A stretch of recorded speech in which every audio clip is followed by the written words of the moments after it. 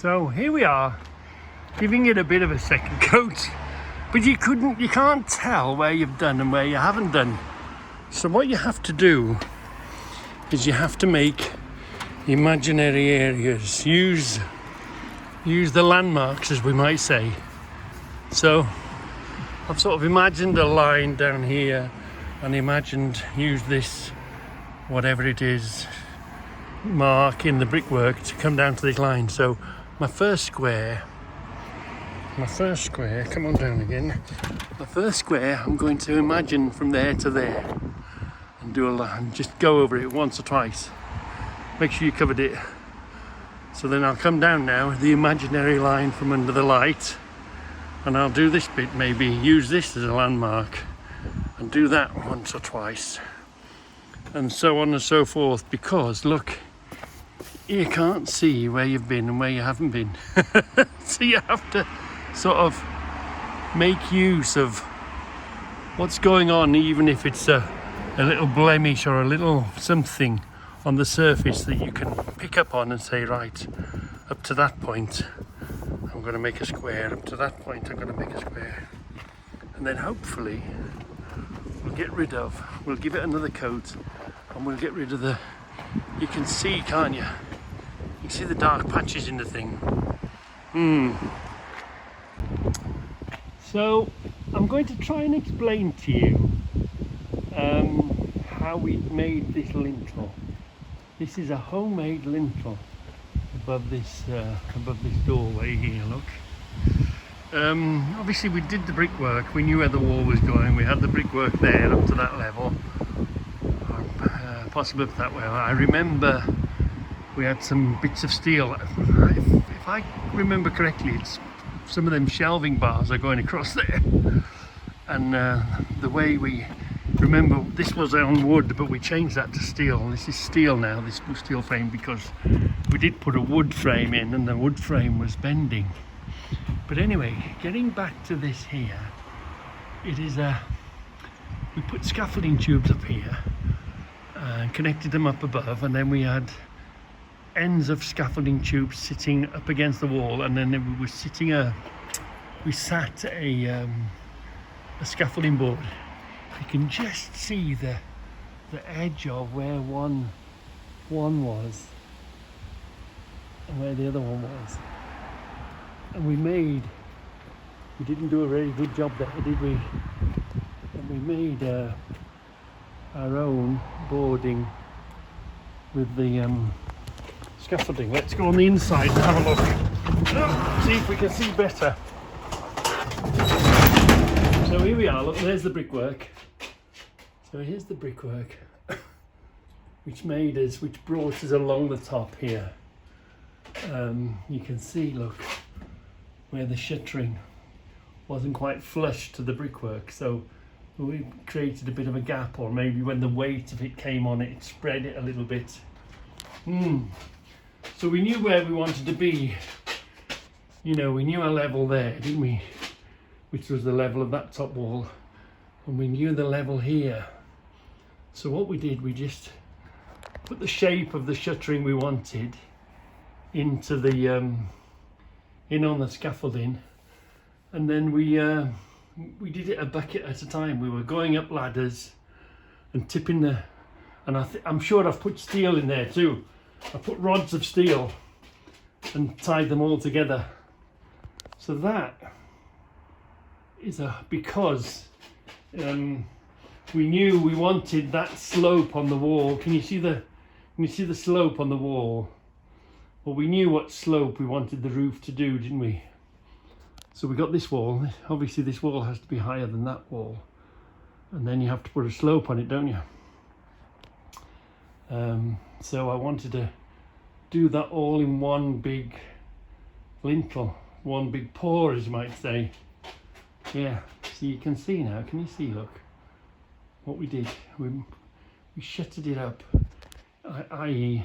same as we've all done concrete, we put the board and we put the concrete inside the board and we wait for the concrete to dry and we take the board away, don't we?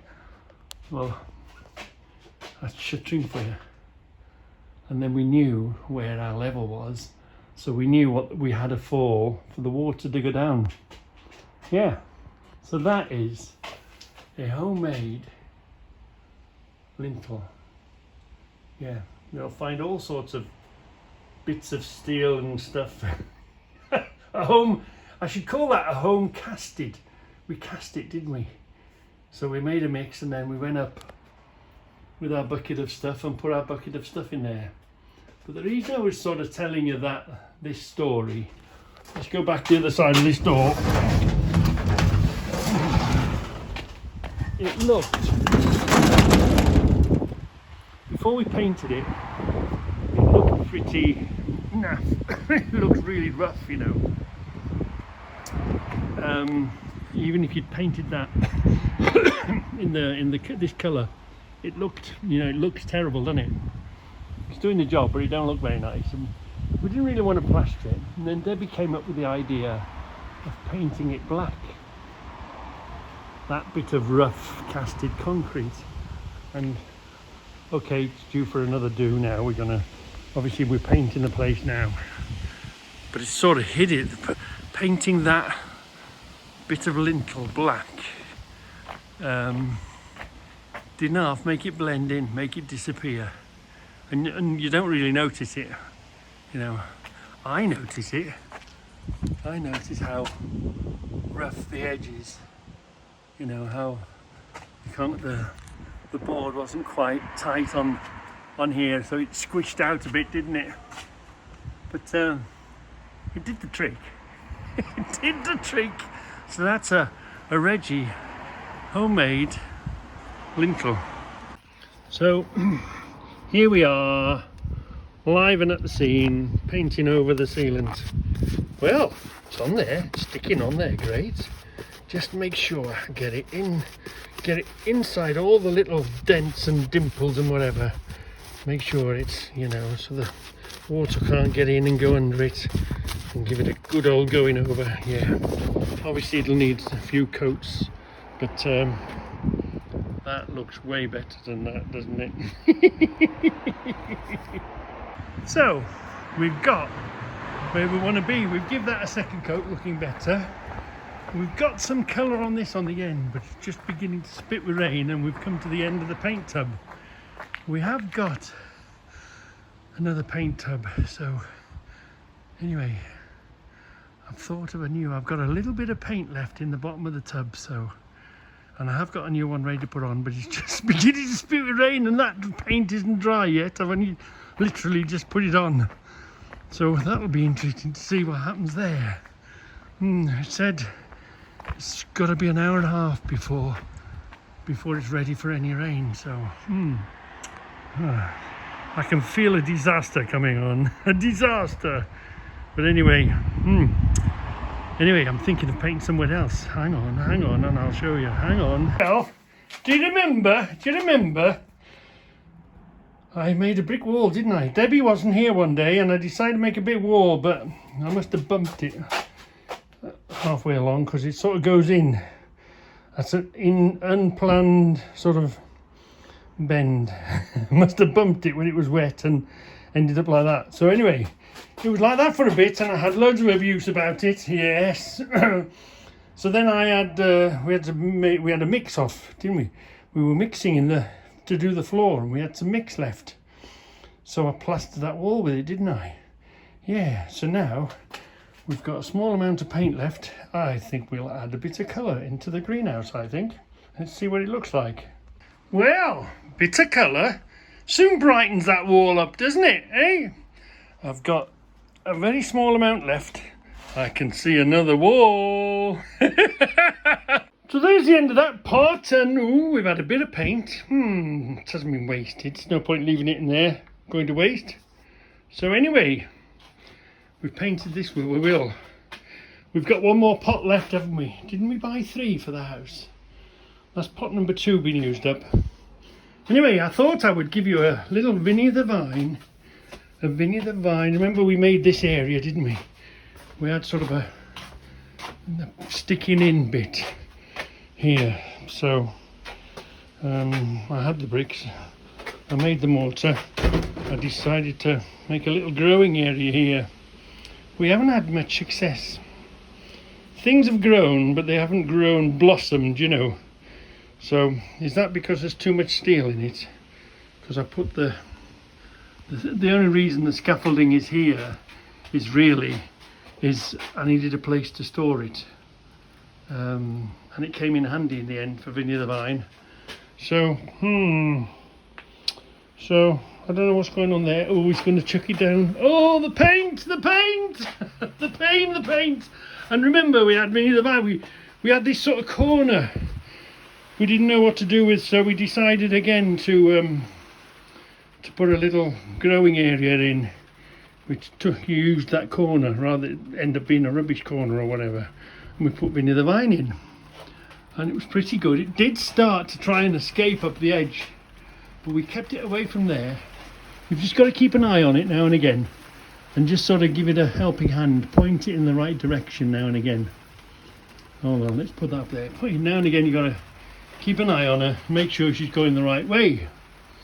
She was trying to, see it tries to stuff itself up there and separate the roof from the timber and stuff, so you just got to keep an eye on that, either cut it or redirect it.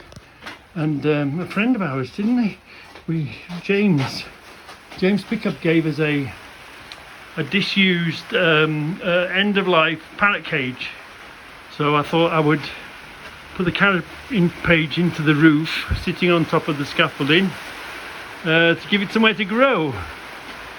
So it's sort of gone more bushy this year. It's gone less stretchy because it hasn't really progressed this way a hell of a lot, but it seems to have grown looking healthier, you know.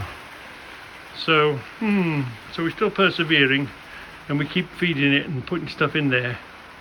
So that's the Vinny the Vine update, and we've got a few more of these panels left, haven't we, from a big parrot cage. So if we need to, we can spread it across.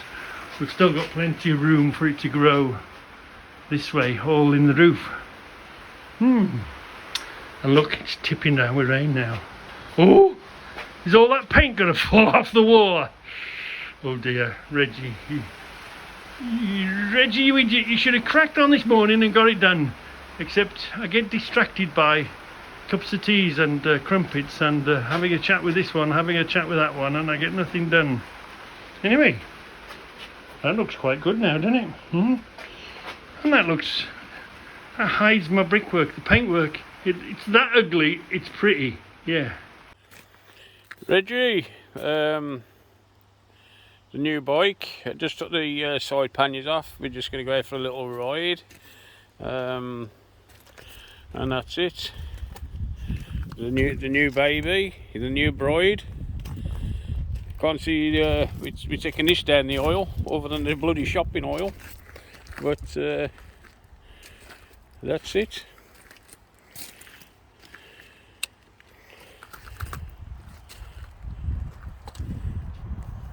Only 25 miles on the clock. I've done 22 of them.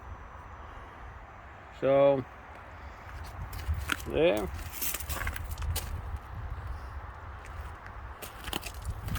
Even with the matching top box I've had, just to put it on.